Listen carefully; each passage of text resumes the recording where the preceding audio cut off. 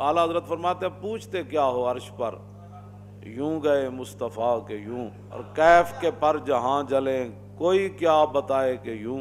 فرمایا جہاں نور کے پر جلتے ہوں تو وہ کون بتائے گا کہ پھر حضور کیسے گئے۔ کثرے دنا کے راز میں عقلیں تو گم ہیں جیسی ہیں، روح قدس سے پوچھئے تم نے بھی کچھ سنا کہ یوں۔ رسول اللہ کی شان وراء الورا ہے، تو امام بوصیری نے کیا بات کر دی۔ امام بوصیری فرماتے ہیں رسول اللہ جہاں تک گئے نا، آج تک کسی کے خیال میں بھی وہ جگہ نہیں آئی۔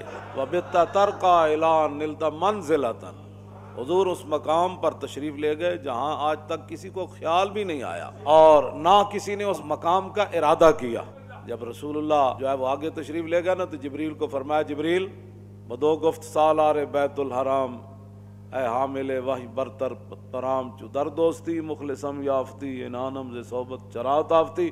فرمایا تو نے مجھے دوستی میں مخلص نہیں پایا جبریل، جہاں تم کہتے رہے میں جاتا رہا، اب میں کہتا ہوں آگے چلیے۔ اگر یکسر منہ برتر پرم فروغ تجلا بسوزت پرم، بس اتنی بات عرض کی حضور۔ آپ فرماتے ہیں میں آگے چلوں، میں تو ایک بال برابر بھی آگے ہوا تو میں تو جل جاؤں گا، تو پھر حضور کہاں تشریف لے گئے؟ اے مولویاں پھر جھگڑے کتوں کٹے نور بشر دے، نور تو پھر رک گئے، پھر آگے کون گئے؟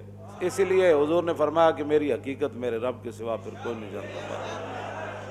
بس اتنی بات ہے اور کوئی مسئلہ نہیں ہے۔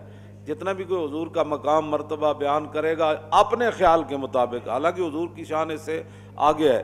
داتا صاحب کشف المعجوب میں لکھتے ہیں بات تو یہ ہے احسان مندی کی، فرمایا کہ جس مقام پر رسول اللہ تشریف لے گئے تھے معراج والی رات، اگر گناہگار امت کا خیال نہ ہوتا تو حضور نے واپس نہیں آنا تھا۔